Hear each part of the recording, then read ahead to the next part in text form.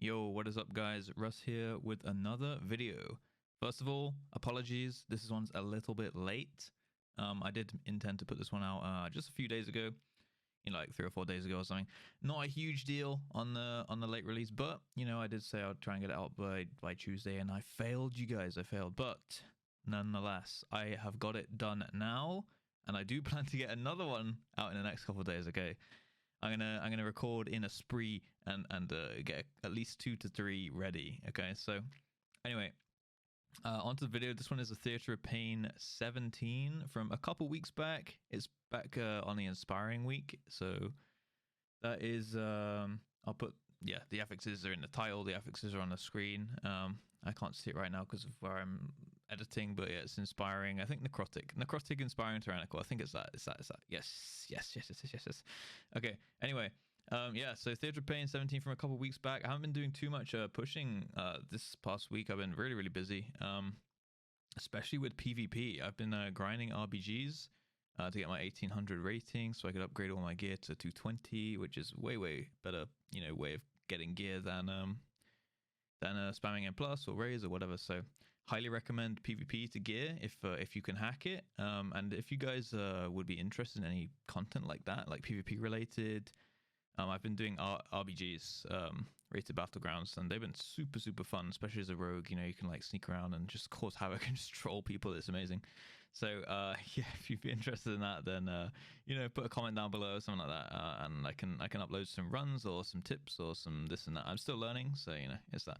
Anyway, you guys are here for Mythic Plus for this video most likely. So before we get into the key, just gonna shout myself out super quick. Okay, twitch.tv/JustRuss. Yeah, we do all this stuff quite often live on stream. You got me in the little corner down below. I did this one on stream. We have actually a meta comp today.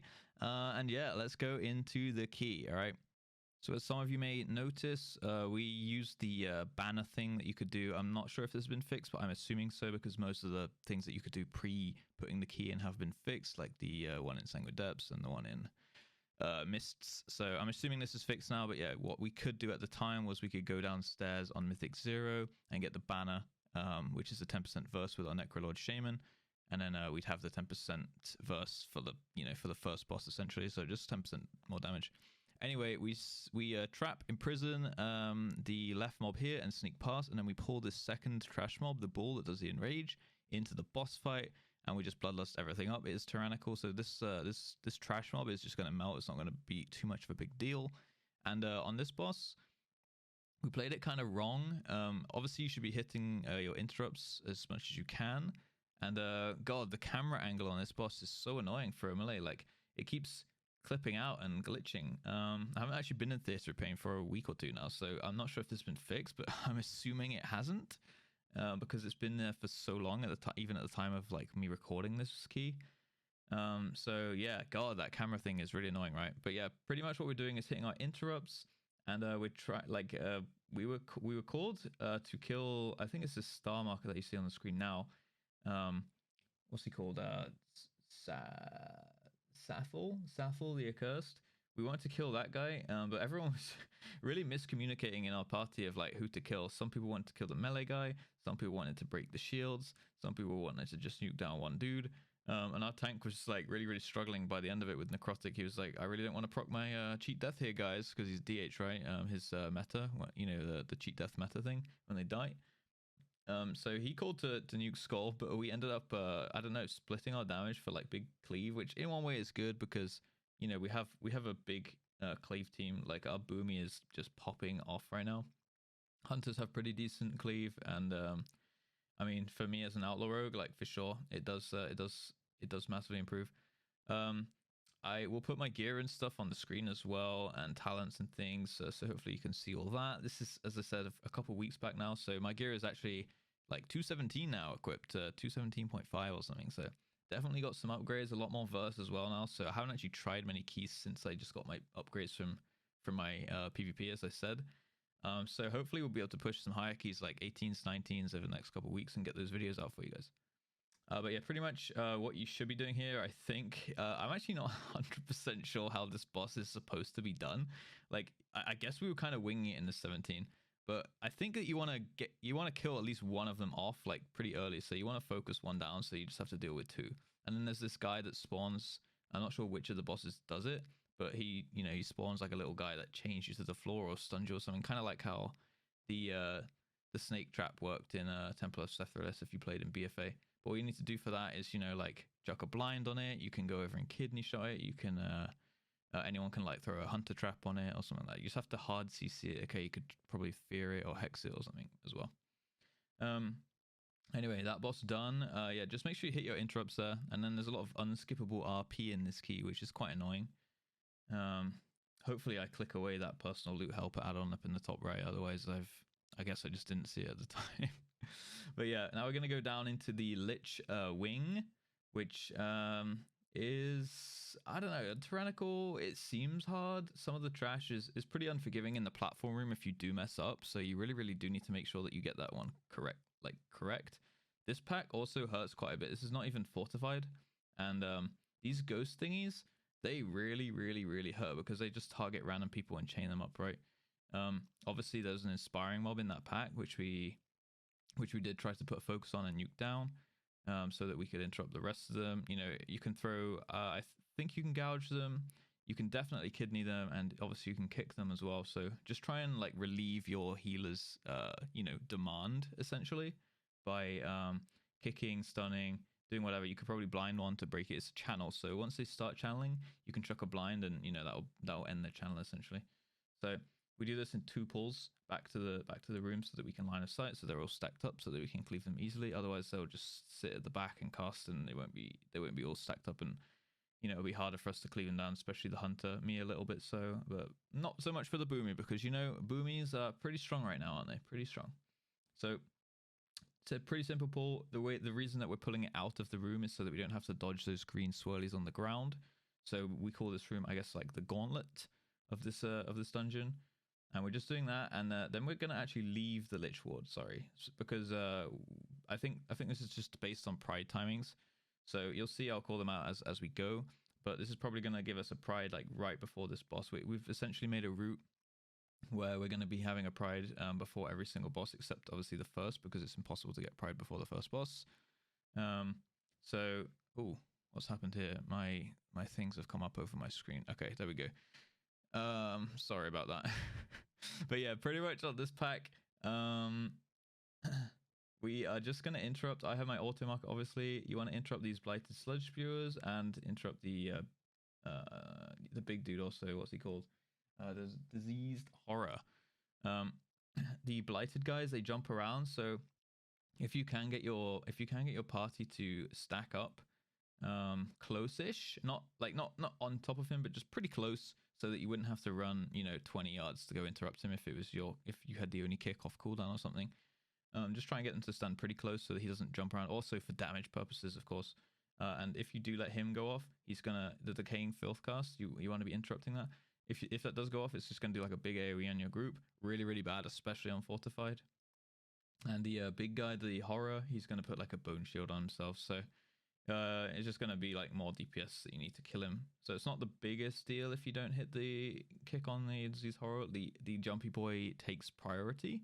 But yeah, just if you've got kicks to spare, you might as well do it, because you should. There's only like 1 to 2 mobs that you need to kick in each of these packs. And then we chain pulled into the Putrid Butcher. We're getting a pride spawn here. Obviously not before a boss yet, but we're going to use this on the next packs to get to the boss quicker. And then I think we're going to be spawning our next pride on the boss. So I'll probably fast forward through this pride, because everyone at this point knows how pride works. So I'll just fast forward till we get to the next pack.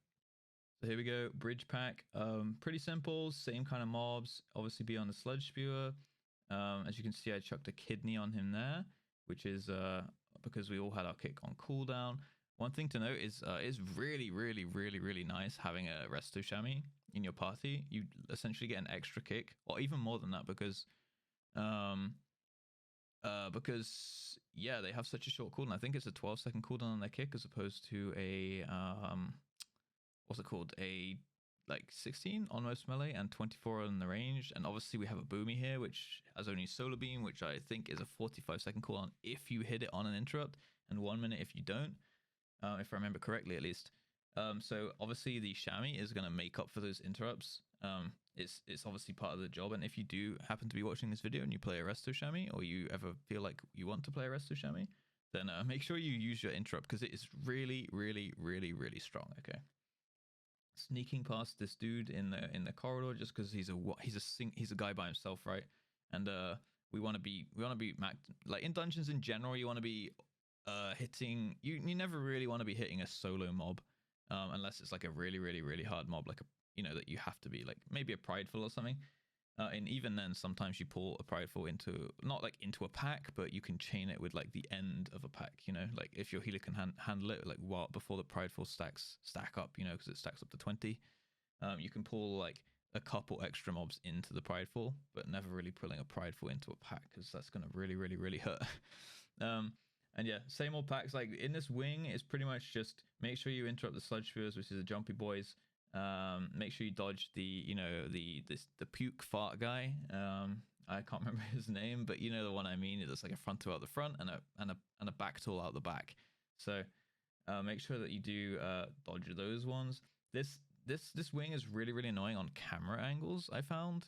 But yeah, now we're gonna pull this gas bag, that's his name, into the other two mobs. So this is a pretty spicy pack, I guess. And as you can see on my weak aura, it's going to proc us up pride.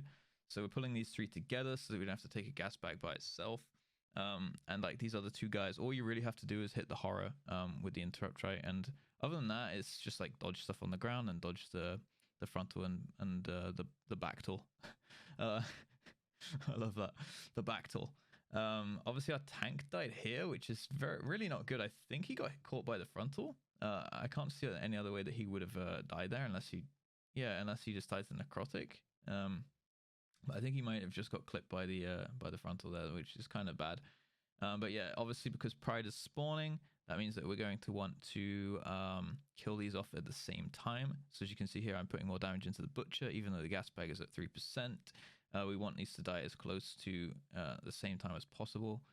Oh, you know what? It actually didn't matter. So yeah, we're going to spawn our prideful, and then we're going to rush straight into the boss with prideful, and I'll just get through that and talk about the boss in a second.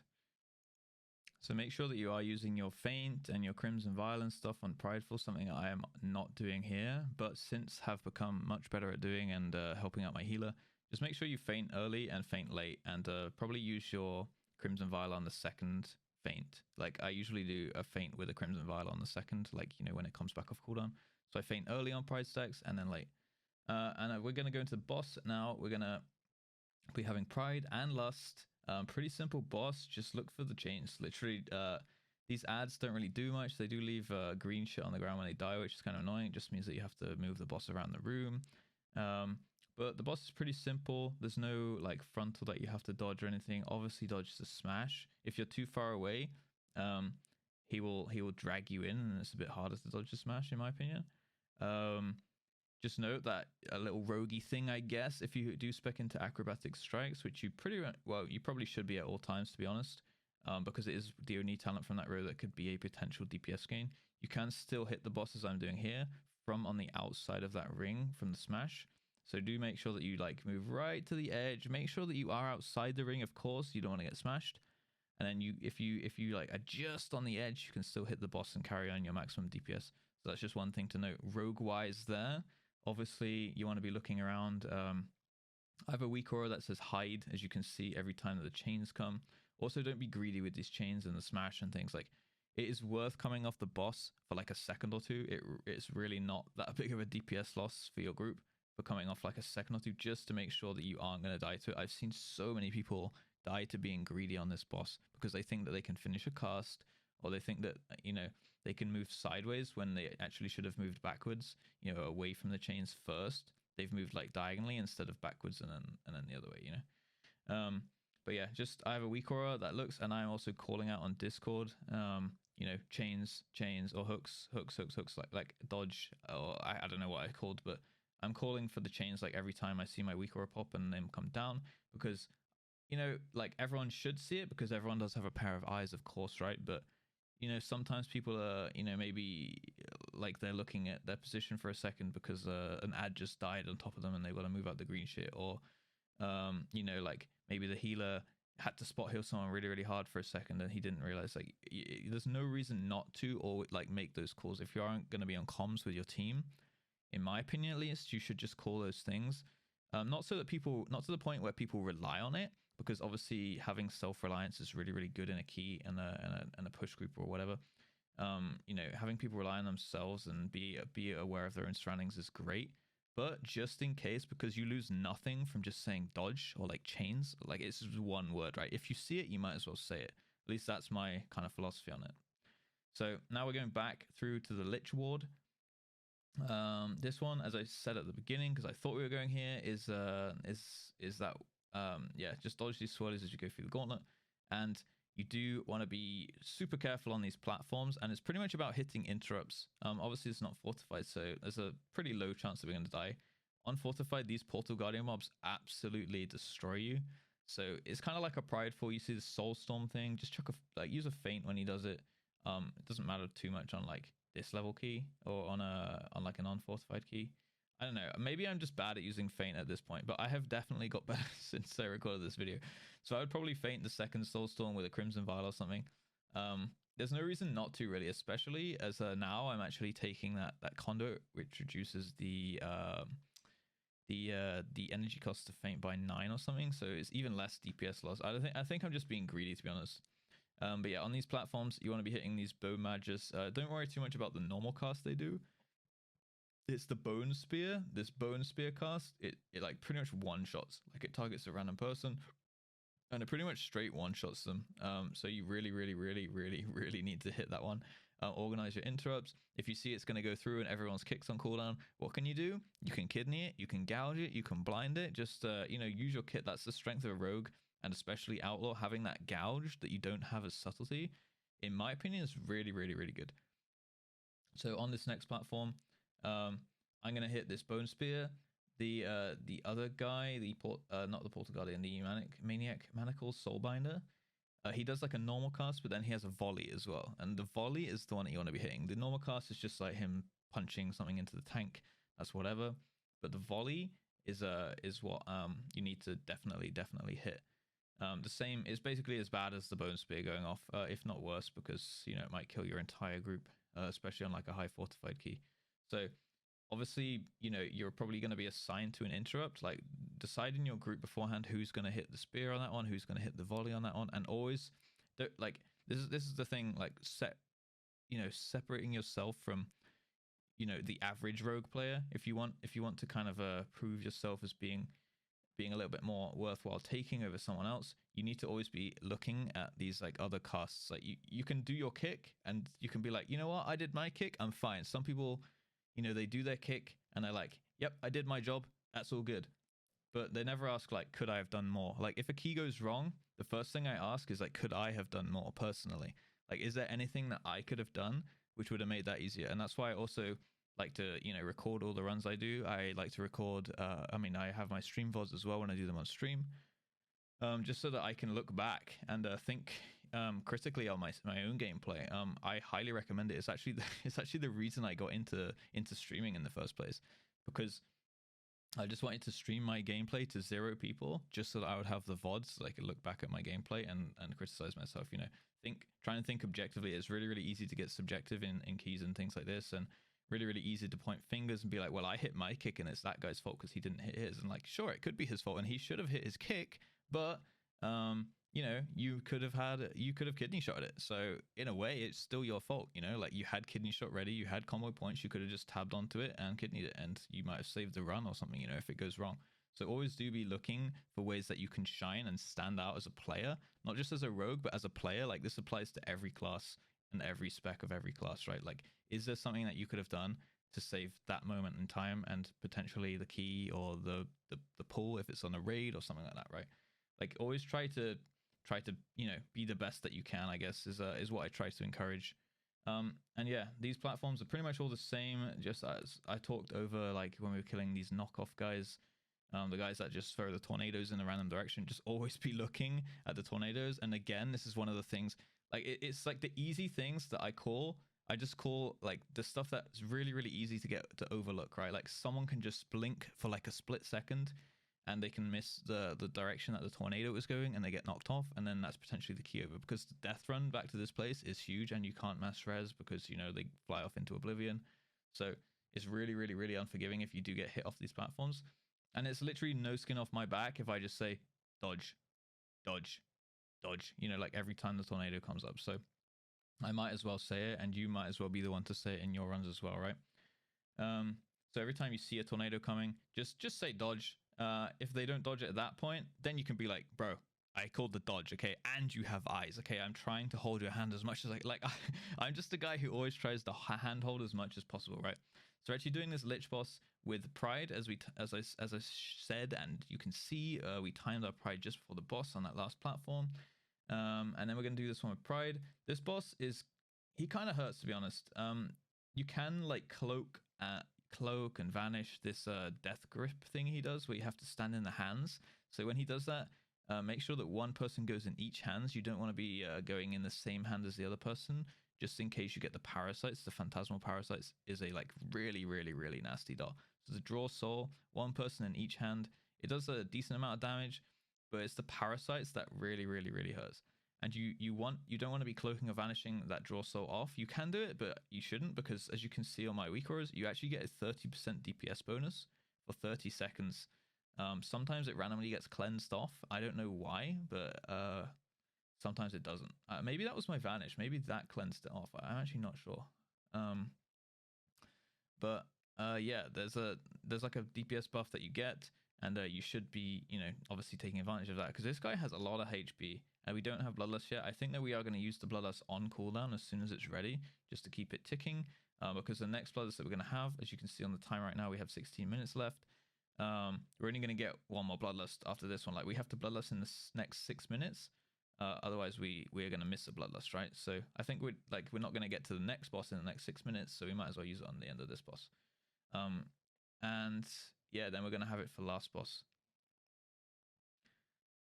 So pretty simple boss, rinse and repeat. He is just you know, go to the hands when you have the thing, and yeah, the parasite is what you want to be worried about. So if you get the parasite, hopefully if you're talking to your healer or something on comms, you know who he's going to dispel. Usually if it goes on the tank, he leaves it on the tank and he dispels the DPS. If it goes on 2 DPS, you probably want him to dispel the other DPS, and you can, if you have cloak, that is, and you can cloak of shadows it. Or if you're running elusiveness, you can use feint on it, and like a crimson vial and stuff, help your healer out that way. Personally, I play with cheat death, but elusiveness is, if you're like proactive in the way that you use it, it's really, really huge. Like you can help your healer a lot and have a lot of survivability, but you do need to press feint like quite often. And the amount of times that cheat death has saved me in keys is like so much, absolutely so much. Like, just, you know, times when randomly a mob just slaps you in the face for no reason, and you're like, oh, my cheat death procced. Why did that just hit me once for no reason? You know, like, I would be dead otherwise, and that would be a combat res or a death run. And yeah, honestly, like, I prefer cheat death, but maybe this is like one of those keys where if you're really, really, really struggling, and your healer was really, really struggling with like one particular thing, which was a single target, you might want to spec elusiveness. Anyway, now we're going to the Gladiator wing, and this is where we kind of fucked up, to be honest. Yeah, we did Bloodlust at the end of that boss, yeah. So now we've got, you know, we're going to have it back for last boss, basically. And yeah, we're going into the Gladiator wing. We had planned a skip here, which, as you will see in a second, kind of goes a little bit wrong. These mobs here are pretty easy. Nothing really too much to note on these. And yeah, we tried to do a death run here. Oh, sorry, we tried to do an invisible skip, like a shroud skip or invis potion or something skip, past, you know, like these 5 Gladiator mobs, and also the guy at the start. But it turns out that the guy at the start has stealth detection, and these guys only put this route in because they've done it before. But they didn't realize that the reason that they'd done it before is because they mind soothed. They had a priest. This chamois healer, he usually used to play a priest, and they'd been doing like a mind soothe, which reduces the aggro range on mobs, right? So they'd been mind soothing the big dude, and then they'd been invis potioning past, and then his stealth detection didn't pick them up because he had decreased aggro range, right? But yeah, this didn't quite work out, so we ended up having to full wipe. And actually, I called for the Unk we were like, oh no, we fucked it, the key's over. And I was like, no, do you have Unk? Go, just run it down the corridor and just die at the end, and Unk and don't release. And then we essentially did the skip, messy, and it lost us like a minute or two, honestly. But you know, we still got the skip going. So I called for the Unk, for the healer to run down, and then you know, the hunter could feign death and I could vanish. So we actually didn't lose like insane amount. Like we could have lost, it could have been worse, basically, right? It could have been worse. So yeah, we just as you can see, it's super messy. But yeah, we got there in the end. We managed to do not the way that we wanted, but we did get to the spot that we wanted with the whole party alive, so we could still use our route properly. So yeah, we unked at the end, and then we went back to kill this last gladiator woman, and then yeah, we got our pride straight into the boss from doing that, and then we went to the boss, and yeah, happy days. But yeah, this definitely lost us like honestly pretty much like 3 minutes, I think, almost 3 minutes we lost from this like mess up, and it's just honestly it's an oversight by us for not thinking about the mind soothe. But we did adapt on the fly, and you know, it kind of worked out almost. But yeah, it was very messy. But there you go, that just shows that like if you can think on your feet and keep your head and not lose it, like on comms, you don't have the comms playing now, but everyone was like, no, oh no, how could we forget that, oh no, oh sorry, I've just hit my knee on my desk, and I was like, no, unk, like I instantly just thought about, you know, like we have an unk, like just fucking run it down, dude. So we did, and yeah, it probably, you know, otherwise we would have had to clear this whole corridor, and we probably wouldn't have made the key in time in that case. So, you know, just think on your feet. Just try and always be the guy who makes it easier for everyone else. I know it sucks as a rogue that you can't like just pump out big deeps anymore like you could in some of BFA. Like they did an insane damage. Not so much in late BFA, but like halfway through BFA, rogues were insane. And I've had some comments on the videos saying like, doesn't it just feel bad that you can't pump? And you know, on my Plagueful video there was like the slime pack we did, and people were hitting 40k DPS, and I as a rogue was doing like 9k, and it's just like kick in the nuts, you know. But yeah, I think rogue is definitely taking up more of the support role, and obviously that doesn't mean that you can only, you know, call things out when you're playing a rogue or something, or being a support or something. But in general, it just kind of like it's okay to be the guy who just makes it easier for everyone, and it's really underappreciated. People usually just look at the look at the DPS menu and go like, oh, that guy did the most DPS, therefore he's the most valuable person in the party, which is just not true at all. And I'm not trying to put myself above other people, but I'm just saying that if you can be that guy who calls out things that other people miss, or thinks about things that other people don't, you know, or is ready to take a kick just in case that person who's assigned to it, you know, doesn't, it will make it, generally you'll just notice that your success rate is higher in the things that you do, not just keys, not just raids, not just PvP or anything. Like everything that you do in game, if you think proactively about that kind of thing, like you will still fail, because you know, like you're supposed to fail, especially with M plus. Like it's designed to make you fail until you know, outperform it or whatever. But you will still fail, but you'll probably fail less. Like you'll probably have a higher success rate in the things that you do in the game, and people will probably notice. They won't know why. Maybe they'll know why. Maybe they'll be like, oh yeah, I like having Russ in my group because he always calls that thing, and then I played with this other guy and he didn't, and then someone died to it. Like, God, I miss having Russ in my group, you know.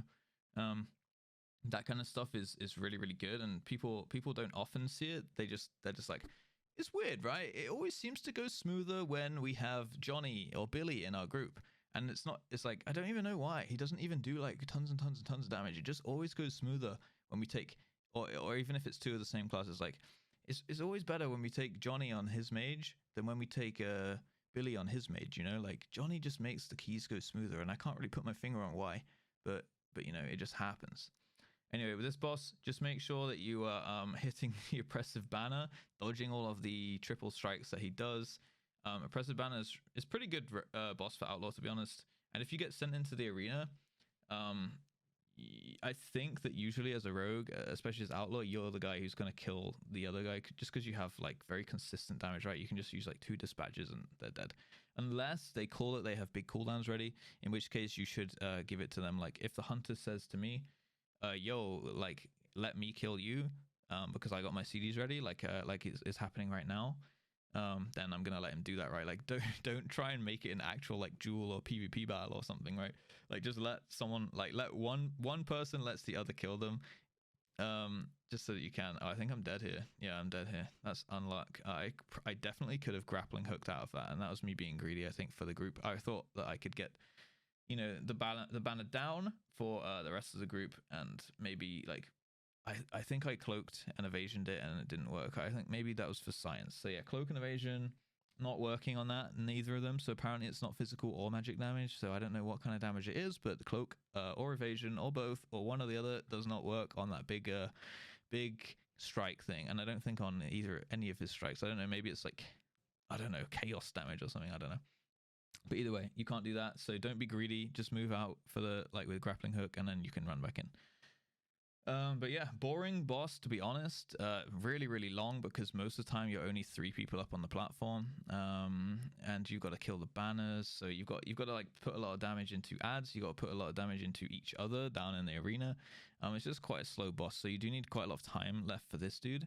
But yeah, pretty easy one as long as you're not being greedy like I was. And yeah, you should be okay. You can see there I did, just in case that was going to clip me, I grappling hooked out, right? But yeah, let your teammates kill you if they have cooldowns. Otherwise, in general, you should probably be killing them if they have no cooldowns, just because you do quite good consistent damage as a rogue, and a lot of other classes are very, very bursty. So now we've come back through the gauntlet on our way out, and we're now hitting the guy that we died to. We skipped previously, right? So he's still in the route. We just changed where the pride spawns. So I'm thinking we're going to get pride right before last boss now, which is going to be kind of cool because as you can see, we have 81%. This guy's going to give us 7% or so. And if I remember correctly, I guess we take the trash upstairs. Like the first trash, at the very start of the dungeon that we walked past, so that we are going to actually get pride on the last boss, which is going to be kind of cool. Oh, we do kill both packs here. Okay, so we were just changing the order that we get the pride. So this stuff is still in the route, and we do have to kill it.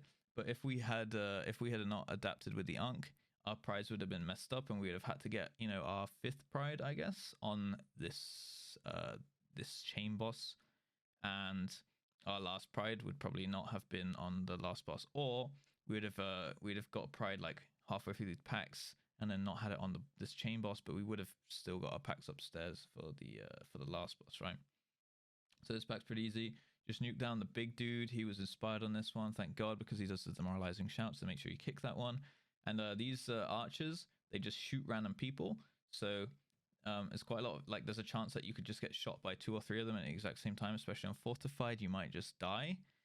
So if you can, throw kidneys out, chuck some gouges out. No need to really blind, because only if you can see them targeting someone who's really, really low health, maybe you could chuck up a super clutch blind on one, right? But in general, that just try and kidney them on cooldown. It just reduces the stress on your healer and the chance of someone getting one shot by 2 archers going on at the exact same time or something. It also desync them and things. So yeah, we're gonna finish this last trash pack while the boss does the RP, and then we're gonna go into the boss with pride, and that's gonna really, really help.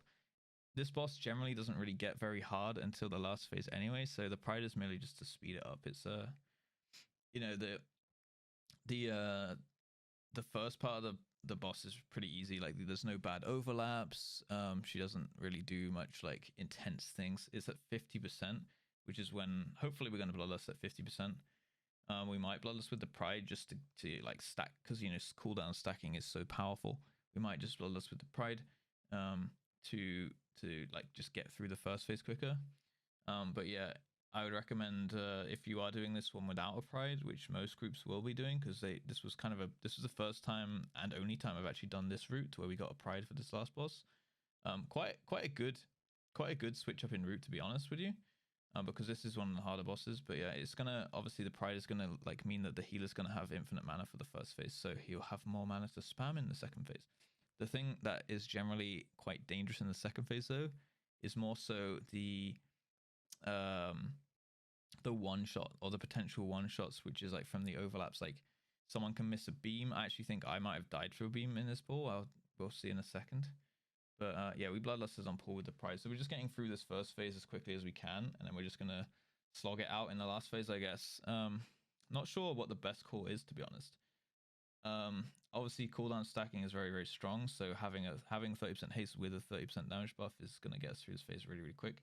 And we'll probably have some pride left for the second phase, doing it this way, as the boss is going down pretty quick. And it is Tyrannical, and if you can see how quick the health bar is going down, that is a lot of damage. There's a lot of damage, especially on the Boomy and Hunter. Like, feels so bad as a rogue, man. I'm on 6k and they're on like 16, you know? Oh, but you know, it does even out, kind of. Anyway, you want to be dodging, you want to be spreading loosely with the debuffs, dodging these gladiator dudes, of course. And it's the one that's the tricky overlap, in my opinion, is when the bulls charge across the platform at the same time as she's going to do the beam or something. So there's the beam, there's my beam weak aura going off. I'm actually going to add sound effects to that beam weak aura so that it's like impossible to miss. And we're all calling the beam, like all of us are doing kind of like what I've been doing on all the bosses in this one. Like we're all calling all of the overlaps. So like if a beam goes off, we're all like beam, beam, beam, beam, beam. If the bulls come, it's like dodge, dodge, dodge, charge, charge, you know. But yeah, you want to be kicking your ads. That's the beam. I think I got hit by this. Yeah, that's me going down right there. That was really, really bad. I was obviously looking at the balls, and I thought I threw the key here. So really, really bad by me. I think other people do go down as well here. But I think we have a couple of CRs ready. But yeah, this is it was really, really, really silly death for me to do that. Like I'm always looking at the balls so much that I guess I just didn't see the beam go off there, which that's like the nasty overlap I was saying, right? And generally it catches people off guard also. But pretty close on the timer, as you can see, 43 seconds to go. And yeah, she's still got 10%. We don't really have much executes. I'm not sure if hunters play execute actually in this expansion, but yeah, if we'd have had like a warrior, this should have been like, I would not be sweating at all here. But when our Shami goes down here and then there's like a dodgy beam coming with a charge, I was like, no. So we got luckily a boomy, otherwise I'd have had to run over and use the engineering res there. One of these ads got stuck outside the arena, so nice bug there.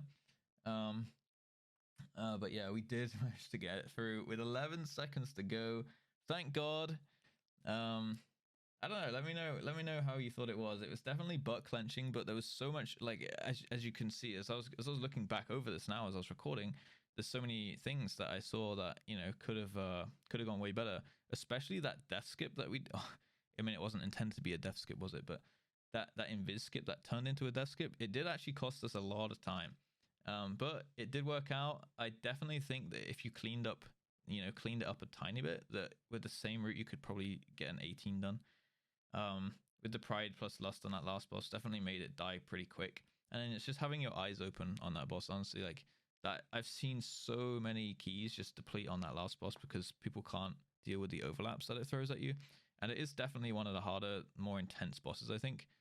But we did get through it, thankfully. Anyway, guys, yeah, let me know what you thought. I'm gonna try and get out another video. Probably I might go through a sub Halls of Atonement or a Halls of Atonement next, I think. If I haven't done one of those so far. So yeah, I might do a sub one, I might do an Outlaw one, I might do an Outlaw one and then go back to a sub one. I'm not sure because I haven't played sub in ages. I'm just spamming sub in PvP. And as I said at the start of the video, make sure that you let me know if you do want to see any PvP content on the channel. I'd be more than happy to do it because I'm really, really, really enjoying PvP as well as M+ right now. Actually, Mythic rating is like the thing I'm enjoying the least in the game at the moment. So, but, you know, that can always change. Anyway, yeah, like the video, subscribe if you're new, do that. There's more juicy content, juicy keys, juicy everything coming out, okay? And yeah, if you feel like you want to come hang out or ask any questions or anything like that, I'm streaming over on Twitch like 5 days a week. I'll put that up on the screen for you now and down in the comment section below. That's like my main thing. So come say hi. I would look forward to seeing as many of you there as possible. That would be pretty sweet. We have a lovely community over there who will welcome you guys in with open arms and open hearts. Okay, so yeah, do feel free to check out the Twitch, and I'll see you guys in the next video. Did I just say everything? I think I did. So yeah, have a great day, and I'll see you next time. Peace.